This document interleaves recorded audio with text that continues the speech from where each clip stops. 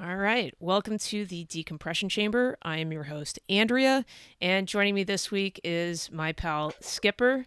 How you doing today, Skipper? I'm doing well. Just dealing with my cat this morning, but yeah, it's been a good Fourth of July weekend. Awesome. Awesome. Well, yeah, we're only, well, depending on how many day weekend people have, I'm about halfway through, not quite. So, do you get Yeah. Monday off? I do, and I do want to say to Nice. all the people watching this who are trying to change their remote control with less fingers, hey, good luck. Yeah, exactly. You might have to get like a channel switching wand that you can hold in your teeth. Ugh. I Yeah. actually have a cousin who, yeah, he blew off like half his hand Oh throwing my god. dynamite in the quarry as a child, and it's like, it, Wow. you know, uh, redneck stuff that we used to do. Yeah. Just basics. Ah, great. Well, yeah. Hopefully, all of my viewers slash listeners keep all of their digits um, Be safe. through this weekend and for the rest of their lives. Honestly. But awesome. Well, we'll delve right into your background. Where are you from? What was childhood like? Sure. I grew up in Toledo, Ohio, and obviously famous for Jamie Farr and the Toledo Mud Hens and a couple other little things. Um, but I grew up in a very blue class neighborhood. Um, my dad worked for UPS as a truck driver, and spent a good chunk of my life there in South Toledo. Then we moved to the suburbs for a short number of years, and I was that kid. It was like when I was 18, I moved out of my parents' house and I wanted to be on my own. And I've Oh, pretty that's much been great. on my own ever since. So, Oh, fantastic. So, 18, time to get out. Was military on your radar at that point, or just who cares? I'll work fast food and rent a place with a couple of guys. no, what's funny is if you would have asked my parents when I was younger, hey, which of your three boys would go in the military? I would have been the dead last one. And Yeah. when I was 18, I went to college and I actually started working with, I was at the University of Toledo, the Rockets, and I started working with the football team. Oh wow. And that was a really cool experience because I got to travel all over the US, see a lot of different places. Yeah. And when you're a college student and you're traveling and they're giving you per diem, that turns into beer money very quickly. So Oh yeah. yeah, I've been I've been passed out in some really interesting places Hmm. because of that. But it actually gave me a chance. I had the opportunity to move to the pros. I went to Wow. the Athletic Equip Managers Convention. We ended up partying with this guy, and he was like, "I was supposed to be doing interviews, but if you guys want," he's like, "I like the two of you. If you want to come to the Browns, the way the Wow. pros work is they get all these people who come out and they give them the worst jobs ever. Of And within course. a month, everybody's gone. But if you stick around, they kind of find a place for you within the organization. It might not be what you think, Yeah. but they'll find some place for you. And I was all ready to do that because I was kind of up in the air. I had talked to a recruiter about coming in the Marines as a reservist, Hmm. was thinking about it, and the university was like, "Hey, we want you to work more." They gave Hmm. me my own teams, Wow. so it was a really cool opportunity. But after September 11th, it Mm. wasn't even 30 days, and I joined the delayed entry program. And in January of 2002, I stepped on the yellow footprints at Paris Island. Wow. Wow. It's funny how quickly it moves. In terms of joining, everyone I've talked to so far, I think there's this myth that, signing away any amount of your life, people really weigh the decision and it's just everyone I've talked to, it's more of like a shoot from the hip type thing. We're like, okay, Mhm. well, it's go time. Let's do this. And it sounds like, same case for you where it's like, oh wow, this is moving a lot faster than I anticipated. Now, Yeah, I only really considered the Marine Corps because my grandfather was a Marine. That was the only service I knew anything about. But oh, um, other than watching movies on Hollywood, I did not sure. really have much of an idea as to like what to expect. Yeah. Now, you said your grandfather served. What What war, or conflict, or era was he in? He enlisted like a month before World War II ended, and That's the sweet spot. it was the because his mother wouldn't let him enlist until he was 18. So it was like he turned 18 and Okay. boom, Yeah. enlisted. So he was sent to Paris Island. They find out that the war is over, and he ended up at Lejeune Hmm. and ended he was the general's driver. And Wow. next thing you know, Korea kicks off. So now he's driving the general all around in Korea. And he had some cool stories. He was Yeah. excuse me, he was in Las Vegas when they did tests of the atom bomb. So Whoa. yeah, he had some pretty cool stories. I wish he would have lived till I enlisted, Hmm. because I would have asked him way more in depth. But Oh yeah. he died a couple years before, so Ah, jeez. Well, and how long was he a Marine or active rather? he did standard 4 years and then became a police officer, and yeah, had done that for a full career and Yeah. Yeah. raised a Uh, family. that's amazing. And really with you're a Marine, I was Navy, but a big thing that they harp on with boot camp is history, tradition, Yeah, and it goes beyond just the Corps itself. I mean, like you have personal experience where your grandfather was a Marine, and that feeds into that esprit de corps as well. Wow. So okay, so you get to Paris Island in January of 2022 or 2002. Now, so just over 20 and a half years ago now. yeah. Um, Now, did you sign up as a reservist or No, what was the plan? at that point, I decided I was going to do full active duty. I was ready. We knew we were going to war, Yeah. and I was ready to put myself in the line of fire so that someone else didn't have to. Yeah. Um, it actually took me several years before I finally got deployed. Uh, Interesting. I the job I got was administration. They Hmm. sent me up to Quantico. I worked for the IG, which was great training. Sure. Learned a lot more history of the Marine Corps and learned a lot about how the military operates, Hmm. kind of behind the scenes that you don't see. Sure. And so that was really interesting, a lot of law stuff. Hmm. And I kept requesting to go to Iraq and kept getting denied. So finally I said, you know what? I'm already a junior in college. I'm just gonna apply for this program to finish my college, get commissioned, Smart. because as an officer, it's easier to go. So Okay. that's what I did. I went to OCS because had not graduated. I was not commissioned out of OCS. They actually sent me back to Eastern Michigan University to finish my degree, Wow, and that is an interesting order of operations there. Wow. it did get me a meritorious promotion to sergeant, though. So I All went from right. corporal to sergeant. Um, Great. Year and a half, is all it took me to finish my degree. Got that, and the Marine Corps sends you to the basic school as an officer to teach you how to become an officer. Sure. And yeah, March of 2010 is when I finally got to Afghanistan. I was out there for a year. Wow. Wow. Okay. So, as you mentioned, it was several years. So, timeline wise, I mean, you finish finish boot camp in late winter, early spring of 2002. You go to your Yep. first command in Quantico. How long were you enlisted before?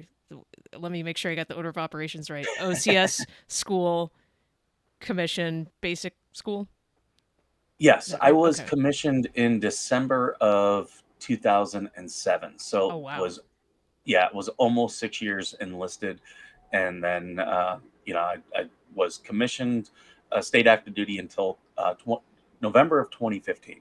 Wow. Okay. All right. So, 2010, of course, you go to Afghanistan. What? Oh, and then the other question too, because I've talked to another guy who was prior enlisted, became an officer, switched jobs entirely. Is that the same case for you? Yeah, the Marine Corps does gives you very little input on jobs, and when you're Yeah. enlisted, you can get it as part of your contract, but they'll give you like a general, okay, you could be this or this. Right. As Right. an officer, you don't get any choice at Nope. all, unless if you are a doctor, or well, you're not going to be a doctor in the Marine Corps. No. Uh, No. But if you're a lawyer, that's the only way. You have to have a law license to practice law in Of course. the Marine Corps. So that's the only way. You can get a pilot's contract or what they Hmm. call a ground contract. But even the pilot's contract's not guaranteed because if you don't pass, you could end up as a grunt. So Oh yeah. um, Yeah. that's but I ended up getting my number two choice, which Wow. was logistics, and I'm so glad I got that because my number one choice was engineering. Hmm. And when I finally worked with engineers in Afghanistan and realized that's what you guys do, oh, I'm so glad that's What is it, like latrine construction, or what do engineers do? I have no idea. I've worked construction, so I can kind of speak from the civilian side. You're kind of you're not the foreman. I thought you'd be like the foreman on construction projects and Sure. bridge building and all that. No, you're the permitting guys Oh no. who work for the county. Like you're looking at people's plans and saying, "Yeah, that looks good. Go do it." Holy cow. Okay, yeah, logistics probably a lot more interesting, and I probably more applicable to if that's something you want to do in civilian life, right? Or not so Oh yeah, much. Okay. yeah. And I'll tell you what really turned me on to engineering was going through TBS. They present to you all the MOSs and you get a chance. And for us, they took us out to the engineering range where we were going to see some C4, and we actually got a chance to build our own C4 and All blow it right. up. And Marine arts and crafts. that's exactly what it was because they give me this block of white C4 and they're like, smash it into a ball. And everyone's making it into a baseball. And then you put the things in and then set it up on the target and walk away and blow it up. Sure. Yeah, I didn't do that. I totally went Bill Murray in Caddyshack. I turned mine into a little bunny How'd and that I'm go doing over? the Oh, all the other lieutenants thought it was hilarious. The sergeant who was the instructor just kind of rolled his eyes because I'm sitting there, I'm doing the voice. I'm like, so here he is. He's gonna meet with the with his friends, the rabbit and the squirrel. Beautiful. Beautiful. I love it. That was exactly how I was as an officer. Enlisted, you kind of expect that. Sure, Um, sure. as Well, you're aware, you're prior enlisted, and if recollection serves, I mean, only about 12% of the Marine Officer Corps comes from the enlisted ranks. I mean, you are yeah, quite there's special in that regard.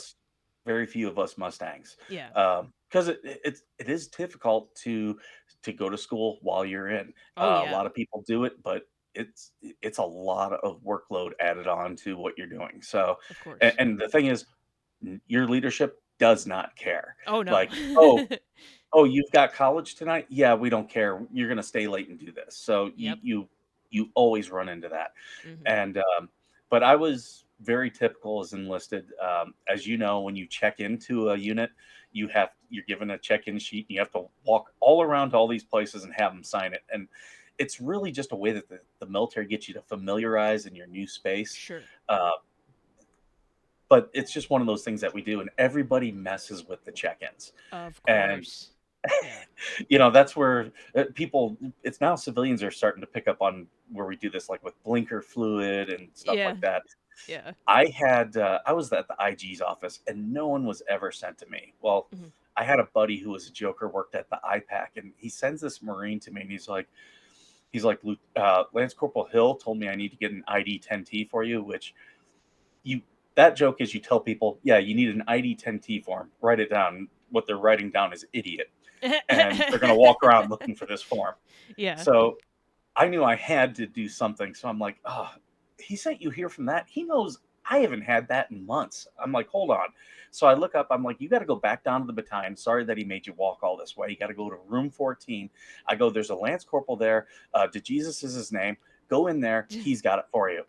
And Jesus. like 20 minutes later, I get a call from the RP, and the RP is the religious program sailor. Hmm. And he calls me and he's like, did you just send a check-in down here to find Jesus? Oh my. I go, yeah. He goes, the chaps is in laughing hysterically. It's always good when your chaplain has a good sense of humor, and can Oh, appreciate the hazing. I even got stopped by my CO, and he was like, are you the Arthur that sent the Marine for looking forward to Jesus? I was like, yes, sir, I am. Ah, perfect. Perfect. Yeah.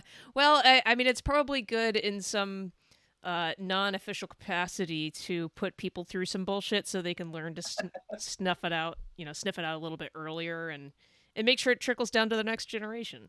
Smart. Hilarious. Uh, But yeah, that's exactly how it was. I learned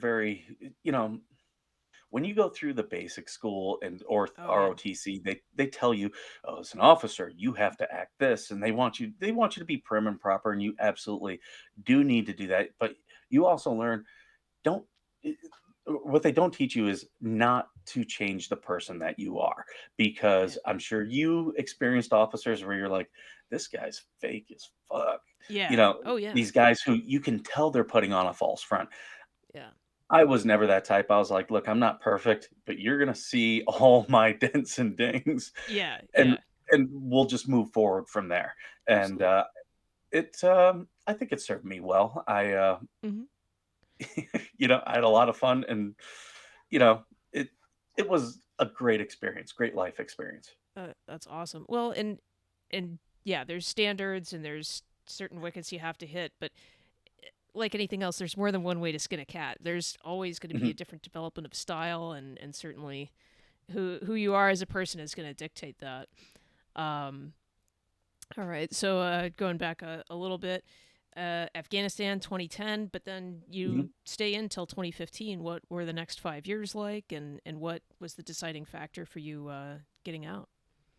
Well, Afghanistan was great. That's the Hmm. first thing I like people to know. Like, it is really it's so de-stressful when you go someplace and you just have to do your job, because Yeah.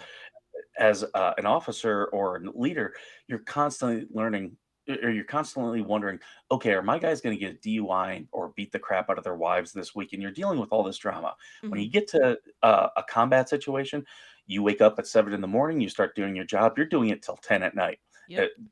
On a standard day. A Hmm. longer day, you're doing it all night long. Oh sure. Um, but that makes things so easy, because you know what the day is going to be.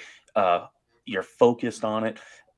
Yeah, there's stupid stuff that happens, and you're like, you know, oh, f this, f that. Yeah. But it's shared misery, and everybody really bonds. So that's one thing. It's a very positive experience, I thought, because of that situation. Hmm. Um, it's not for everybody. I had to Yeah. redeploy people who, you know, for whatever reason, just could not keep their shit together. Yeah. So Yeah.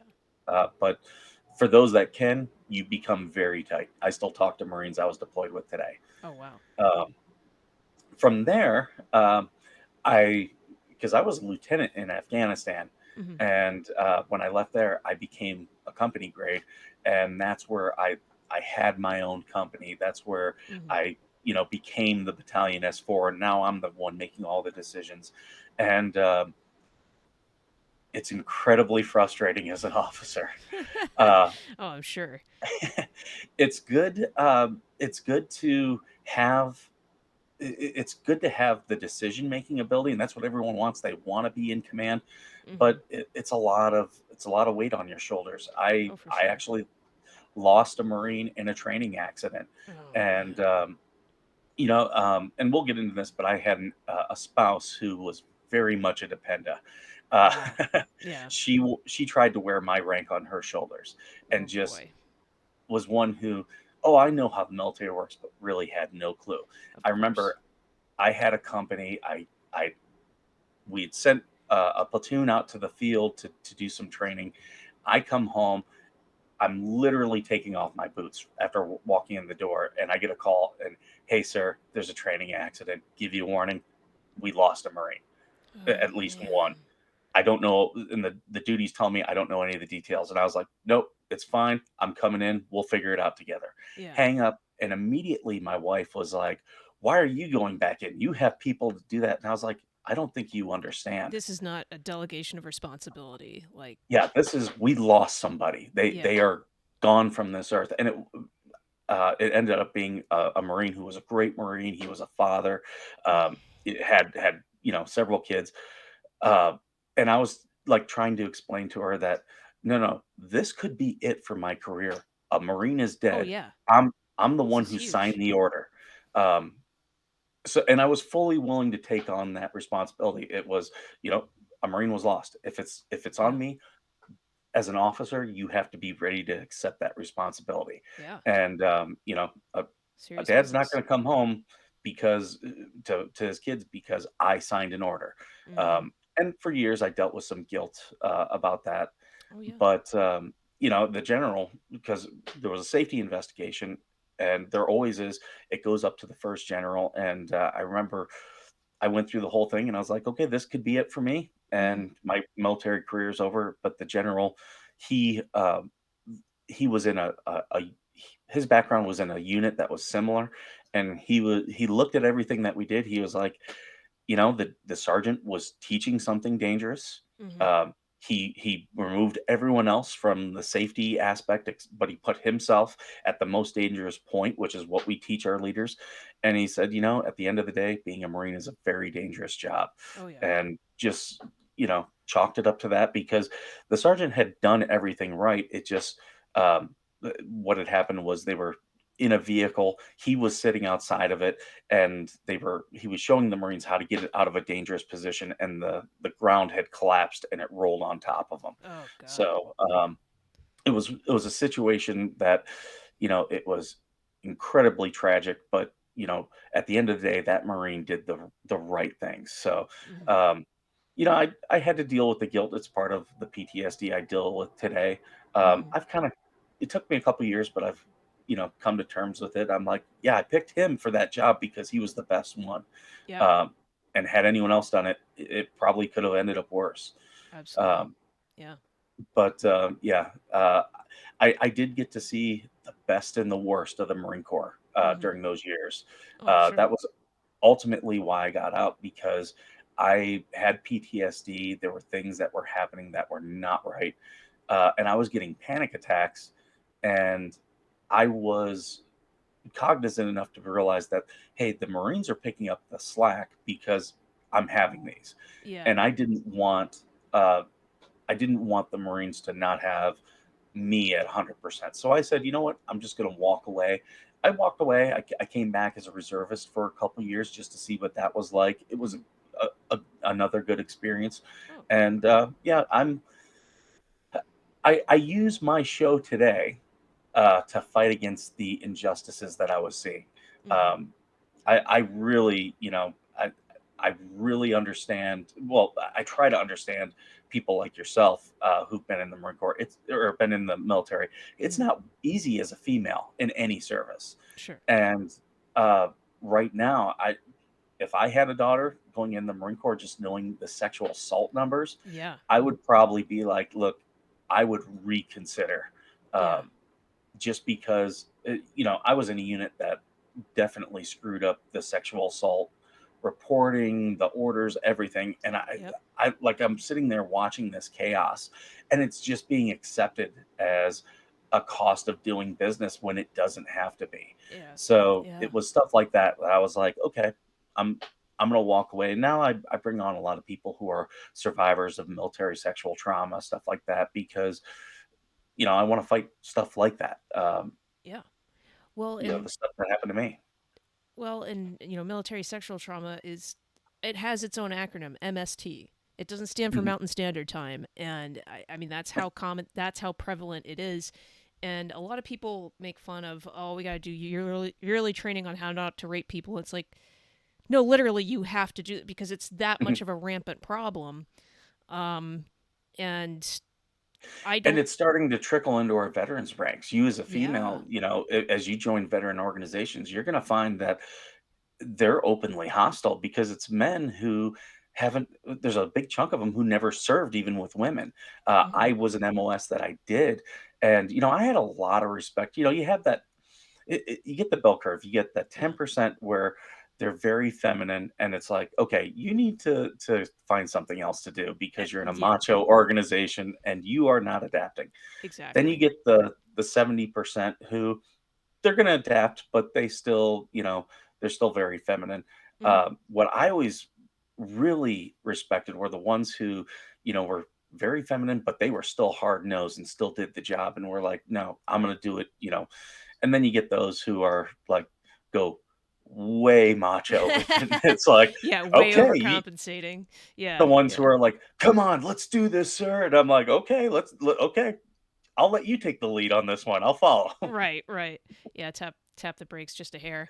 Well, and I was always blown away just with the statistics, like talking about military sexual trauma.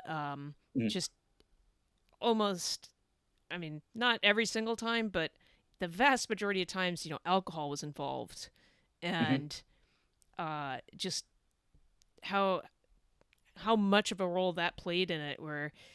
But then alcohol was really touted, maybe not officially, but almost implicitly as like part of the military culture. It's like, guys, this is a major contributing factor Mhm. to I these I happen to crises. know right now of an issue of Rufinol being used, Yeah. through the military, and that violates multiple orders because Oh it's yeah. a controlled substance. Yeah. So Marines who are getting a hold of that, they're not just doing a sexual assault. They're breaking several rules of the UCMJ. So Yeah. Yeah. No, it's really really awful stuff, and yeah, and it's military culture really is a very narrow window, kind of, as you describe. There's only certain type of people who can fit into that, and probably not all of the female population can fit into that. And I will it's tell you, I truly believe Congress needs to do major investigations.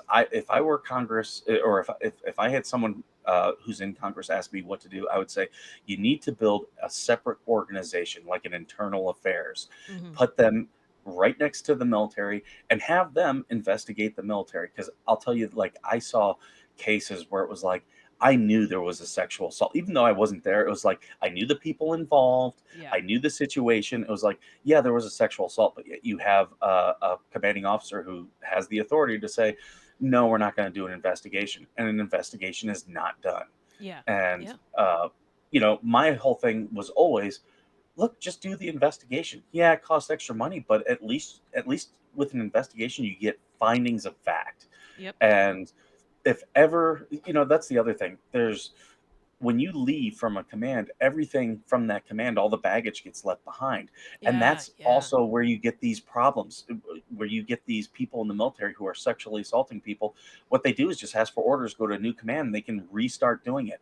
oh yeah, I really truly believe there needs to be a database that whenever someone is investigated for, uh, and just pick special crimes, sexual assault, sexual harassment, right, hazing, those things that we're really trying to combat, put those into a database hmm so that when Congress, because this is how you get promoted as an officer, uh, all your name goes in front of Congress, and there's a board with each service that recommends these people, and hmm Congress can go through and look at all this stuff. Normally, yep, it's just a rubber stamp, but if they had a database to say that, look, this guy's been, he's been investigated for sexual harassment at 3 different commands. He's probably a guy that we don't want to put in command. It's probably a guy that we don't want to put in any type of really leadership position. well, yeah, Um, but yet they keep putting them in these command roles, and what you have is now POSs who have now gone, from being just your general POS to now they're in charge and they're protecting others, and that's how you get situations yeah, like Fort Hood or the base that I'm near, which hmm has a lot of problems. yeah, 29 Palms. That's how hmm these you get people who protect each other yeah, because oh they're yeah. okay with what they're doing. Well, it's like any other crime. It doesn't just start off with like full blown rape. I mean, it's Yeah. incrementally, and then you're adding gas to the fire with, oh, they're promoted. They have even more of a position of authority that they have already Mhm. shown they are going to abuse. And they Yeah, it's absolutely do abuse the whistleblowers too. oh for I've sure. They I've gotta seen squash that that. firsthand. That's what happened to me. I had my privacy violated by family advocacy, and when I asked for an investigation, which is supposed to happen, they said, "No, that was a conversation between 2 friends." And I'm like, "That was someone who was, first off, my therapist." So Oh that man. was a violation. Secondly, they could have, uh, impacted, they do a incident determination board whenever there's any type of, issue, and mine was domestic violence that had happened against me. Oh man. It went before this board, and they said no, it wasn't an issue. Well, this person had input into that board, but was not telling me that they were communicating with my abuser and sharing private information about me. Oh my god. Just and just mishandling everything. Yeah. Well, now it's starting to make much more Yeah. sense why you decided active duty. Forget it. And my whole thing was I was a captain. If they'll Hmm. do it to a captain, they'll do it to any other rank below. Oh, absolutely. Yeah. Who don't have the means or even the foresight of how to see their case through. I'm writing down all my stories right now. I might turn it into a book. If I Oh do, wow. it'll probably be like a this is how I didn't become one of the 22 a day. Because I'll tell you, I had, you know, I remember very clearly I had a day where on 29 Palms, I was sitting outside of building 1707 for those who've been there. It's the training building. Hmm. And I remember thinking, this is how those who are taking their lives, this is exactly how they feel. And I totally get it now. Yeah. Uh, I knew I wasn't going to have a plan to hurt myself, but I empathize with everybody who has suicidal ideations now. Oh yeah. Yeah, there's definitely been some times where because it's not just intelligence, but it takes a certain amount of creativity when you're in such a depressive state to see a way out of it. Mhm. And when you don't see a way out of it, it's what else is there to do? You Yep. see suicide as your only option, or hurting yourself, and it's oof that is a dark day, and having the courage and the patience to see it through to the next day. Hopefully there's a little more light shown on you that you don't resort to that. Mhm. What the military should be doing is making everyone who's within 6 months of getting out make them absolutely see a therapist because ev just being in the military, you're gonna have some type of PTSD. You're gonna be put in situations of trauma. That's what we do. We run towards the sound of gunfire. Hmm. So ju just make them see a therapist in those last 6 months. That's all I'm saying, Yeah. because at least then they'll have a diagnosis. Veterans who don't have a diagnosis, now I'm pretty good at spotting them because Mm. you can just tell in the eyes. You're like, okay, you got that look. Yep. Um, but yeah, those who haven't gotten treatment are going to have a very hard road. At least while they're Yep. in the military, you can order them to treatment. You can give them a diagnosis, Yes. and at least then we still have control over them. We can make them do this stuff. Once they're veterans, if they don't want to get help, they're not going to get help. Yeah, exactly. Then they're out in the ether, and yeah, much harder to track and to treat. Um, Now, for you, when you transitioned from active duty, did you go directly to reserves? And what was the civilian side of your life? Did you have a plan?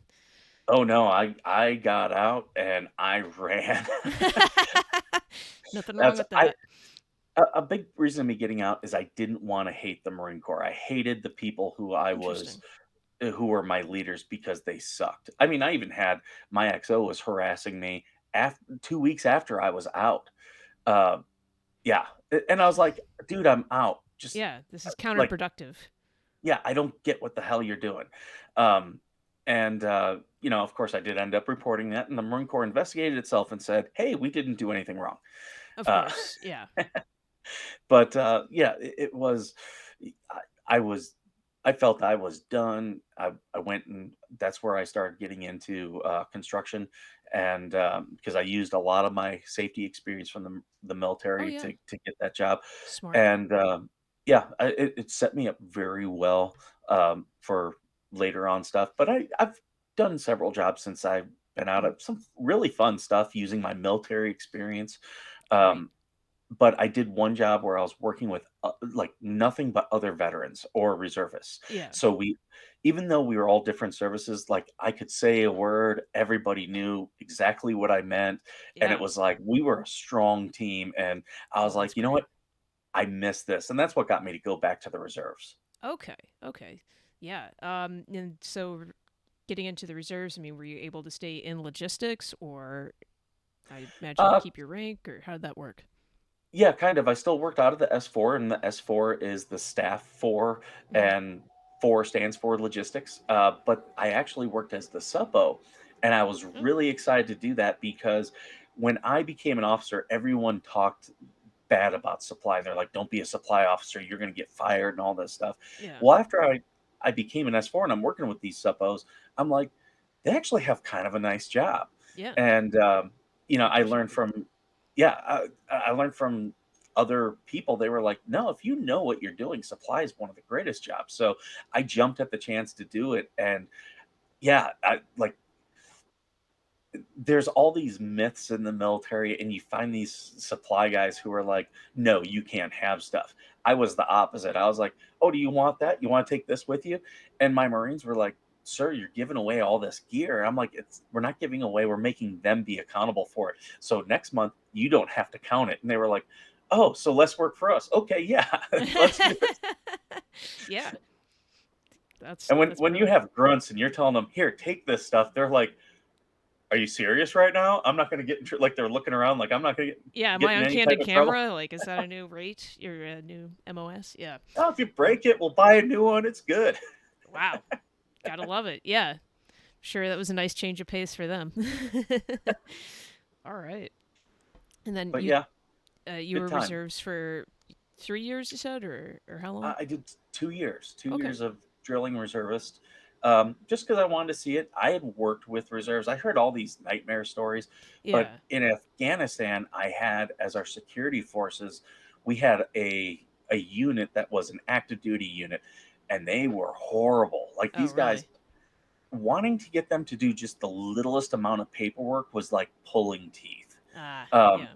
and so when they left, this reserve unit came in, and at first they really pissed me off because they kept asking for 60 millimeter mortars, which are your normal company mortars. Hmm. And I was like, yeah, the Marine Corps has not authorized these things for in country. They specifically said no, Hmm. but you guys have HIMARS available, which is a much larger missile, Hmm. and it's GPS guided, so it's much more accurate. And you don't have to wake up a general to use it to because to shoot mortars, you need approval from a general. Oh, I was interesting. like, to get approval from this, it's a major. You're picking up the phone and calling a major. Yeah. Uh, and they were like, "Well, we just want to do the right thing." And I was like, "Okay, I got that. You just want to go through the motions." And they go, "Yeah, once we have our denial letter, we're going to move on." And I was like, "Okay." And from then on, I worked really well with them. They were from Yeah. Ohio, where I was from. Oh, cool. Um, so, like, even though we started off rocky, I ended up really enjoying working with them. Well, yeah, if you don't agree on how to approach something, if you can understand at least where they're coming from, then it's like, oh, okay, well then I understand and kind of how we can work together now, and we've got a game plan. So, oh, that's great. I remember I had to do a resupply to them, and I hadn't gotten many chances to go outside the wire, so I volunteered to be on this convoy. And my roommate was a second lieutenant, and he was purposefully made the convoy commander by our XO because he was this grunt, and he's going to teach this lieutenant what to do. Which is what you're supposed to. You Sure. give him the experience. So I become the assistant convoy commander, and he writes up his plan. I look it over, and it's all good. And we were giving the brief, and it was a solid brief. And the Hmm. XO had nothing to really complain about it at the end, other than, well, your bump plan needs some work.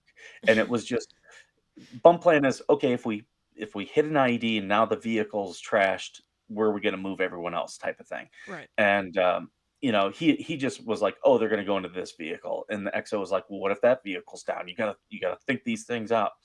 So he's giving him an ass chewing, and not a bad one, but he's just trying to get his point across. And finally he looks over at me and goes, well, what do you have to say, Lieutenant? Now we're only going about 15 clicks, not Hmm. far at all. And I stand up and I go, "We're going to the patrol base, sir. It's like driving to Wisconsin. We zip in, we zip out." And I swear to God, he lost it because I was right. We're doing a normal thing, Yeah. but it was just that using the line from Stripes because I knew that was one of his favorite movies. And I mean, he Talking was his language. Yep, he's laughing hysterically, and I learned very quickly in the military, you make people laugh, you're not gonna get in trouble too often. And That's then true. we go to get on the convoy the next day, and for people who don't know, you drive outside the base, and then you go condition 1, which Hmm. is round in chamber, Hmm. and a good officer goes vehicle to vehicle and inspects everyone doing it. So then everybody's ready. Yeah. So I'm in a vehicle towards the back, and I've got a turret gunner, and I'm like, "Hey, get out of the turret. I'm up there." And he's like, "Sir, this is where I'm like, "I don't care. I'm ordering you. You won't get in trouble. I will." Yeah. So he gets down, and I get up there, and I take my helmet and I dip it down. So I'm the XO and the convoy commander are walking, and they're inspecting everybody, but they don't immediately know it's me. And they get to me, and I'm on the 50 cal, and I rack it back, and I go, "Sir, I say we do the village, the whole fucking village, man." And the XO's like, "Oh my god!" Opens the door, tells the lance corporal, "Get the lieutenant out of the uh, gunner's nest, and do not let him up there again." Well, it got their attention, so It did. that's always. It was a platoon, right? Actually, that was technically a battalion. It was a battalion, but we Oh no, I on mean like paper the we. movie line. Oh, yeah, yeah, yeah, Yeah, okay. Wasn't sure if recollection served or not, but that's great. yeah. I can tell you quotes from movies. I'm very much like we're both a fan of Anthony. I'm Oh like him yeah, in that sense. yeah, yeah. I never realized how much I quoted movies. You know, and and and that's the thing. Like in listening to him, I've watched a lot of the same movies, or he'll reference one. I'm like, I should really see that. And then I'll turn around and reference these same movies to people who were born in the '90s, and they're, what are you talking They're about? like, yeah, It's like, that's huh? right. Yeah, Or or they'll laugh, and I'll be like my nephew laughed at Rick and Morty. It was a joke that was clearly about an '80s show, and I looked at him and I was like, "You don't even understand that joke, do you?" He's like, "No, I get it." I'm like, "Okay, what show?" And he's like, "Show." I'm yeah, like, "Yeah, you don't understand the joke." yeah. No, no, you don't understand its historical roots. Yeah. All right, so, uh, you know, out of the reserves now, but cruising along in civilian life. But more Mhm. importantly, let's get to your show, Veteran Nation. Tell me about that. Yeah. So I started writing because my degree's in journalism, which really helped me in the military because being used to writing as an officer, you write all the goddamn time. Oh yeah. Um, so I was used to writing and most importantly rewriting. I'll give this advice to everybody. If you want to be a better writer, write something down, then rewrite it a day later and keep doing that. Do that at least 3 or 4 times and you'll be a better writer. Hmm. Um, so I learned that, and I started doing sports journalism while I was still in because, hey, if you want to send me to a basketball game or a football game for free, I'll do it. And I also started doing all the sports that they couldn't find anyone else to cover. They were like, women's golf? Why would I go do that? And I was like, oh, I definitely want to do that. And the Yeah. guy was like, the editor was like, why? I'm like, oh, because in the hospitality areas, they give free alcohol at the golf events. They don't do that for football. And he's like, Yeah. He's like, "I'm gonna go with you." And next thing you know, we're half in the bag at the ladies golf tournament. Like, hey, all right, Yeah. Well, that's what what's your name? journalists do is drink heavily. So you're Oh yeah. carrying on another proud tradition. So I started doing that, and then I started doing writing for other stuff, and I was asked. I started doing these interviews for this network called NRN, New Right Network, Oh and yeah. it was started by one of the guys who created the Donald, and so I started The doing that. And famous Reddit page. yep, yep, and like he and I very quickly bonded because he has a very inappropriate sense of humor as I do, and Perfect. I was writing all these stories and I was doing fact based, but I was writing jokes in them too, Of and course. Got to keep it he was like, interesting. I caught that joke. I was like, I wondered if anyone would, Yeah. and I was doing stuff like that, and he was having me do live interviews with people, and then it turned into he was like, "We want you to do a military show," and I was like, "Well, what are you talking?" And it was very much a vet bro show that they were pitching me, Hmm. and I was like, "You got to know, I'm not like I was in the Marine Corps, I was Hmm. in the most macho place ever, Yeah. machismo, like." I'm turned off to it. Like, Right. oh, I don't care what kind of car you got. I don't care what kind of guns you have. You're not impressing me one bit. Yeah. Um, Yeah. so like I'm not really a machismo guy. Yeah. Uh, and that's what all this stuff was. And I was like, yeah, I just don't want to do that. And they're like, okay, well, they they kind of came back to me and they're like, well, what show would you want to do? And I go, look, vets need a lot of help, especially with transition and finding out where Yeah. the places are to help. I said, let me do that. I go, let me make it funny as well, wherever I can make it funny. And they were like, yeah, absolutely. And we're still like, we're talking of doing some things like Mhm. like at first they were very like they've seen my sense of humor on Twitter, which I've gone through like 8 accounts and they're like, "We can't do that." And I'm like, "No, I wouldn't do that. That's for me. Yeah. That I'm making myself laugh there." Yeah, you have to amuse Um, yourself. Yeah. Can't always play but to an audience. there is some things I wanna do. In fact, speaking of Opie and Anthony, I if they'll let me, I wanna steal the, homeless shopping spree, and I don't wanna do that. I wanna do veteran homeless shopping spree. I like Literally it. take homeless veterans and be like because I know they'll be like, "Well, I wanna go to a sporting goods store and buy guns," like Yeah, stuff yeah, like exactly. Just things that aren't practical to the normal person's mindset. Yeah, yeah. yeah. That'd be awesome. And like I kind of want to do this Alex Stein thing where I take homeless veterans through like because I'm in California and I'm not too far from LA, but want to take them through like Beverly Hills and be like, oh hey, will you sign this position? Like have one of my buddies like look like he's homeless, be like, will you sign this petition so that homeless Joe here can move? Like, I just try to get some of that shock value type of stuff. Oh, of course. Um, Yeah. Yeah. so that's what I'm trying to make happen. It's a lot of coordination. I never realized Oh, doing a yeah. show how much work it is Yeah. when it's not on camera. I can run my suck, as you can tell, all day long. That's the Yeah. easy part. Yeah, yeah. But yeah, in terms of behind the scenes stuff and the planning that goes into it, yeah, there's a big difference. I see.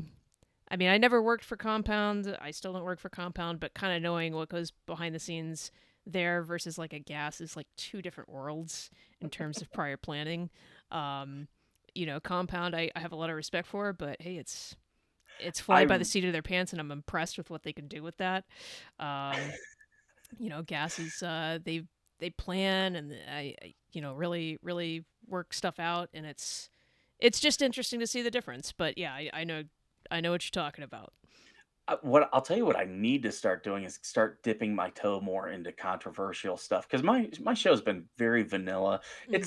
I always remind myself it's there to help people, but I do need to start doing like bring on people who are gonna push the bounds a little bit because that's what people enjoy. And um, we've done that a little bit.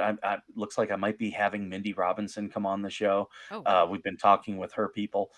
So, she's a firebrand. I like people like her Yeah. who have a unique opinion. Even if I don't agree with it, I want the discussion. So that's what I'm Sure. trying to do a little bit more of.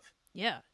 Well, and controversial. It's okay. Controversial. How? I mean, ostensibly, your audience is open to new ideas. Hear someone out. If they like it, great. If they don't, well, wait till the next episode. You'll have something else on, another view to present that they can work over. And honestly, I don't think that you're a functioning adult if you're not challenging your worldview and changing your views. As new evidence comes Right. along. So I think it's a really important thing to be doing. I normally like the older I get, the more libertarian I get on stuff. And I Right? get Funny how people that who works. yeah, I get people. I very much approach things like a veteran would. Yeah. Like uh, I don't do a lot the cars, guns, and knives like how a lot of vet shows do. Hmm. But I will do. I Yeah, I will do inappropriate jokes. I will do Love it. boobs. I will do tattoos. Like I've been trying to get someone to sponsor. I want to do a bad tattoo contest Ooh, where, yeah, fun. you can't do your own tattoo, but if you find a tattoo that sucks in the wild and Hmm. send it into the show, like that would be, or like hashtag it to me on Twitter or something, that would enter you into the contest. And I've done contests where like, hey, I'll give you a sweatshirt, and that's fine. Yeah. But I'm really trying. I've been sending these query letters out to ammo and gun companies, being like, hey, Yeah. will you sponsor this contest? Yeah. Because Yeah. if someone can win a gun or 400 rounds of ammo. That's a really good prize Oh my for, god, you know, yeah. finding a really horrible tattoo. And there's no lack of horrible tattoos out there. There Uh, are not. I will do an Somebody exception sends each. in an arm tattoo on an older person's forearm. I will say this: I will have a no Eastside Dave rule. He's got too Okay. many bad Yeah, tattoos. he would just win in a landslide. Just take first, second, and third place. But like, think of all the people in the military that would come in bragging about their tattoo, and it's like, you really put that on your body for the rest of your life. Yeah, it's like, there are certain things in life where you shouldn't try to cut corners or cut costs. And tattoos they're up there. They're up Mhm. there. That's one thing that's okay. Another thing about the military that's wrong with the military. Uh, the military, if you've had multiple sexual harassment or sexual assault investigations, but they never could really prove anything, Yeah, you can become an officer. However, if you have a tattoo that's on your sleeve, you cannot become an officer. Think of insane. how many great people that we've passed over who could have Oh yeah. been in a position where someone who didn't make, you know, that choice to have a tattoo, but made other bad choices, they're getting in, but the other ones are just completely disqualified. How crazy is that? Oh, it's insane. Yeah, it's all the wrong metrics, I and can be a man definitely. wearing a dress in the military now, but I can't have a sleeve tattoo. That is what's so crazy, and I think about this often. So when I came into the military, when I left for boot camp in 2009, Don't Ask, Don't Tell was still in place for like another 2 years before they repealed it, and I probably I would say the right step. I mean, cool or whatever. By the time I got out here, just a couple weeks ago, they had instructions for how to do urinalysis for a transgender person, and it's like the sea change that took place in really just over a decade is mind boggling. I mean, it's Yeah. warp speed, and do I think gays and lesbians, bisexuals should be able to serve? Yeah, sure. Why not? If you can hit the wickets, what's the problem? Should I have to watch someone with a penis give a urine sample? I'm gonna say no. Yeah. Let's Yeah. uh let's draw a line. So yeah, I mean the changes have just been kind of shocking. But so And I would think, something that can change that radically, then, something like, hey, maybe sexual harassers, abusers, no, you don't get to commission. Guy with tattoos, yeah, whatever. Let's just call it, no big and that's deal. gonna Mulligan.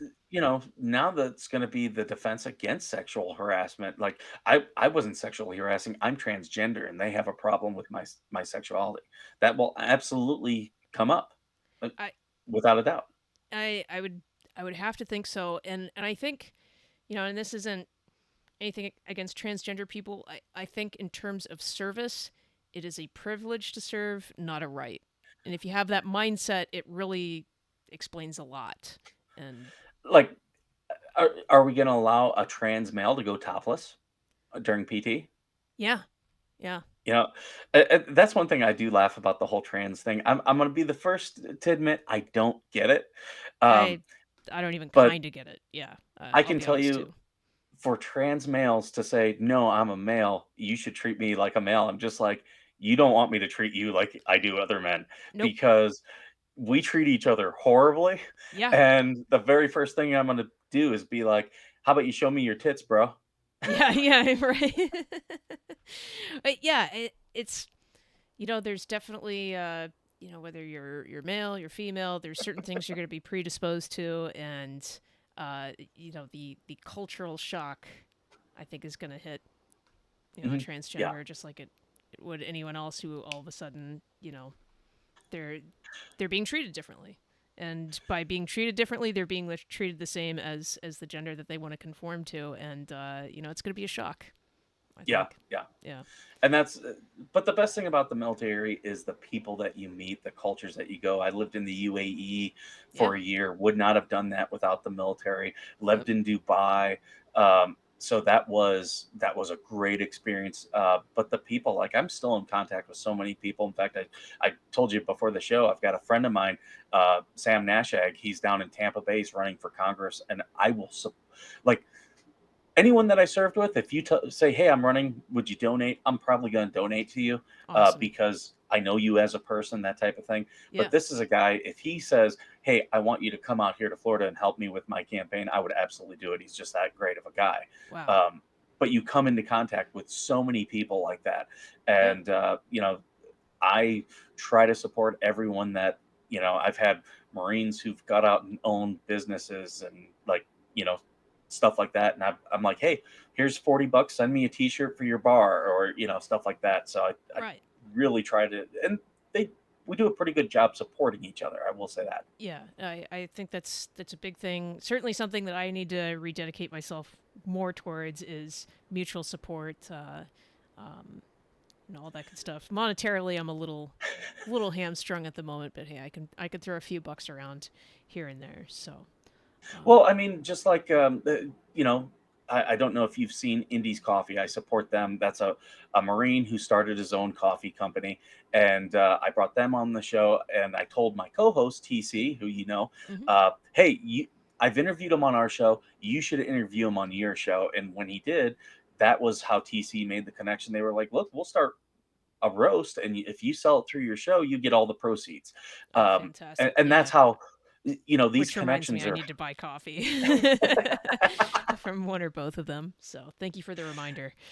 I've bought from both now, and it's excellent coffee. Yeah. Um, Oh yeah. but I like supporting, like especially small business owned by veterans, Oh which yeah. I now have my own. Yeah. I'm doing baby steps. I'm learning a lot about business, Mhm. and I would encourage every Marine, or, well, every veteran out there Mhm. to do your own business, because there's uh, a lot of things out there that we can take advantage of that other people cannot. Yeah. Yeah. Absolutely. Yeah. Whether it's like a, you know, some sort of business loan, a small There, business of America, There's veteran business owned loans and businesses. grants, and that's where everyone thinks, but you'd think there'd be more. There's some, Yeah. but you'd think there'd be a lot more. But there's actually things through the government. Like veteran businesses can get property that the government is selling for 1/10 of its original cost. So if Damn. you're looking to buy a vehicle for your business, and let's say it was a $60,000 Lexus that's now 4 years old, you're paying 6 grand for it. Wow. Wow. Yeah. I need more information on how to game the system, leverage it to my advantage. Wow. Oh, I'm absolutely a sea lawyer when it comes to that. I'm like, "Oh, here's what you need to do." Okay. Well, yeah, I'd have to, Skipper's Sea Lawyer and Services, your new business venture. Do some consulting for us uninitiated. Awesome. Well, I talked about your life, your service, and the different ways that you've given back. Whether it's donating to a campaign of someone you served with, or supporting a coffee venture, and getting the word out through your show, of course, too. Do you have anything else you want to plug, or even words of advice someone thinking about joining? Um, yeah, for joining, do your research, know what you're getting into, at least be in somewhat okay shape. The military will get you into better shape, that's for sure. Mm-hmm. Uh, for stuff that I have, we've got a Facebook group, Veteran Nation on Facebook. My show goes out on New Right Network and Right America Media, live streamed on Facebook. I'm trying to, with every episode, I try to live stream it on YouTube. That doesn't always work out the best because Mm-hmm. I'm doing it secondary, but I always put the shows up there. That's where our archive is. So if you look Veteran Nation up on YouTube, Mm-hmm. it's absolutely in there. On True Social, I'm at Veteran Nation. On uh, Twitter, I'm at Vet Nation Show and at Vet Nation Pod and at Vet Nation Host. I run two accounts, and I'm also on Instagram at Vet Nation Show. Awesome. Well, and uh, when this episode comes out on your podcast and on YouTube, I'm going to put all your links below as well, so people And can I'll push it out find as there. well. All right. Awesome. Well, Skipper, thank you so much for being on today, sharing your story, and have to have you on again soon. Oh, anytime you need me.